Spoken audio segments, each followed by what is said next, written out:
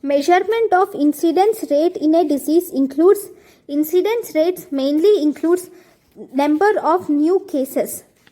Same question. Incident rate refers to number of new cases. Relationship between incidence and prevalence is equal to incidence into duration of disease. Prevalence is equal to incidence into duration of disease. Then question. Right. In a town of population 5,500 are myopic on January 1, 2011.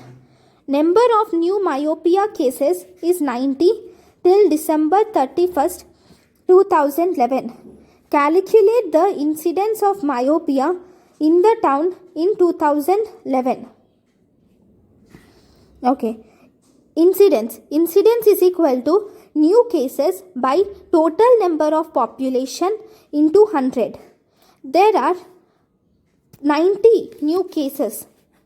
So it is 90 new cases by total number of population is 5,000 into 100.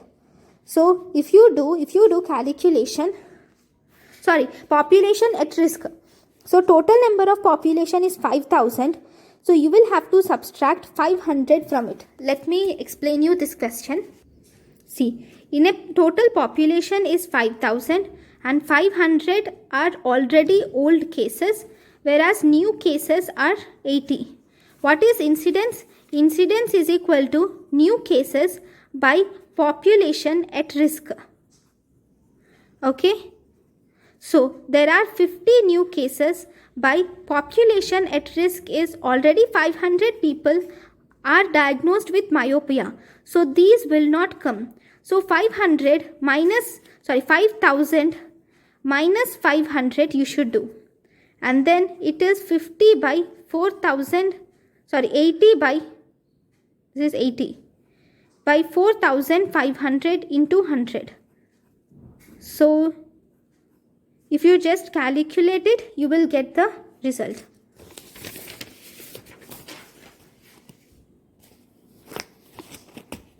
So it is 90, not 80, 90. 90 by 4,500. So that is 0.02. So next question. All are about incidents are false except. See, all about incidents are false except. So one is true. Incidents have no effect on duration. True. Incidence is more than prevalence. Normally, incidence is less than prevalence because incidence is equal to duration into, prevalence is equal to duration into incidence. So prevalence is commonly more than incidence, but that doesn't mean always prevalence is more than incidence. There are some cases where the prevalence is less than incidence, especially when the disease is highly fatal or when the disease is easily curable. Prevalence is less than that of incidence. Incidence generally measures only new cases. Old and new cases are measured by prevalence. Used for chronic conditions is prevalence is used for chronic conditions, not incidence. Next question. Denominator while calculating secondary attack rate include all susceptibles among the close contact is the denominator while calculating secondary attack rate. Attack rate is incidence of the disease. Attack rate indicates incidence of the disease. Incidence rate is calculated from prospective study. Incidence rate is calculated from prospective study. Prevalence of cataract at one point of time. At a point of time indicates that it is cross-sectional study. If it is given at a point of time, then that is always cross-sectional study. Then question. Total population. A district has total population of 10 lakhs. with under 16 population is 30%.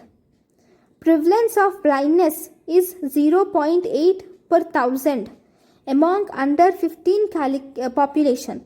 Calculate the total number of blind among under 15 population. See, for this, first you will have to calculate the number of children who are under 16. Under 16 population can be calculated by multiplying the total population with the percentage of under 16 population. So 10 lakhs into 30% gives us the number of people under 16. Already the prevalence has been given.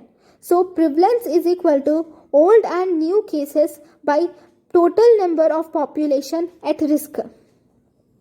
That is total number of by total number of population. So we have already got the total number of population by multiplying 30% into 10 lakhs, and we has prevalence, so we can calculate total number of blind people.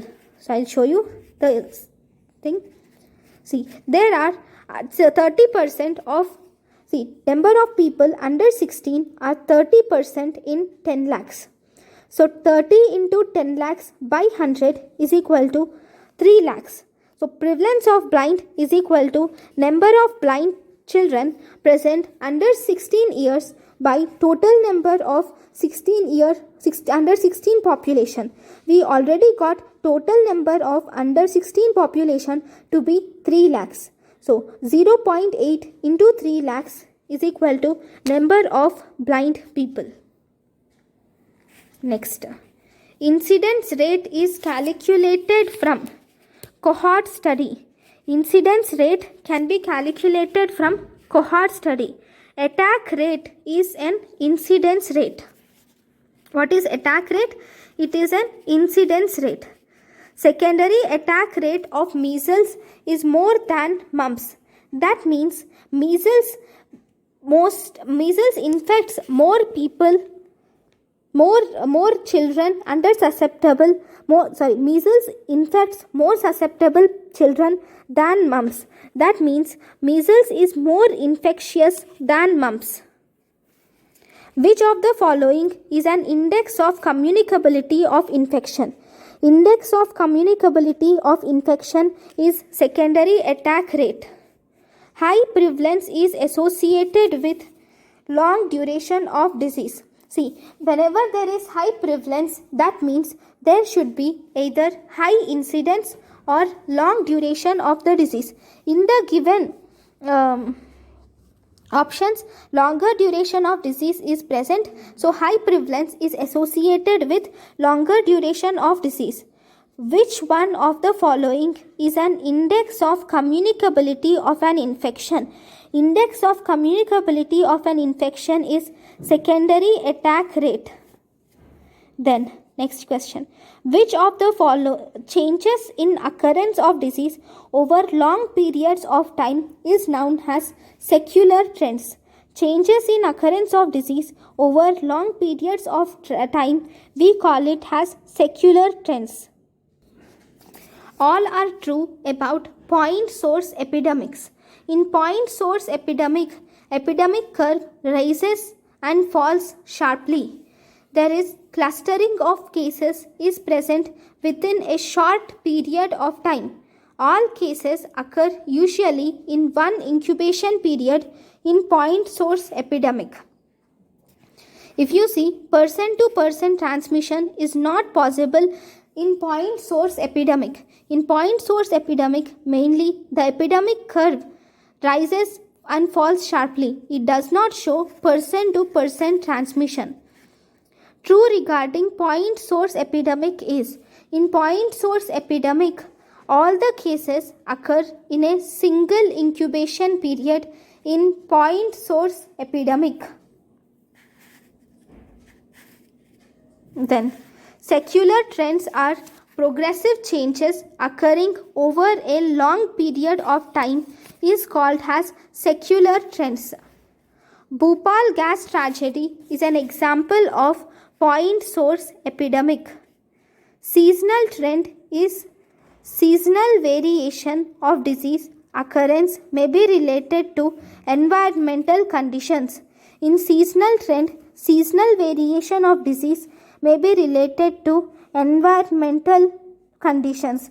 Option B, some diseases occur in cyclic manner over a short period of time is called as cyclical trends.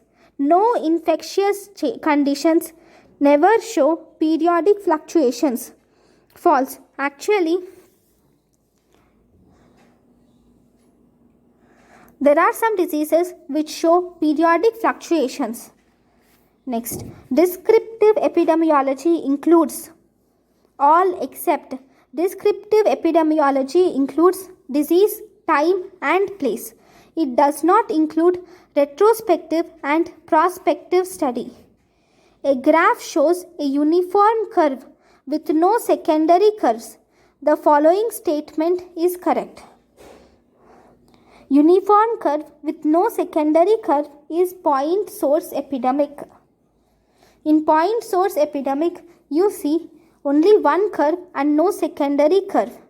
Point source epidemic, secondary waves are not seen. All cases occur simultaneously. Plateau is not seen in point source epidemic. Actually, plateau is seen in continuous exposure epidemic.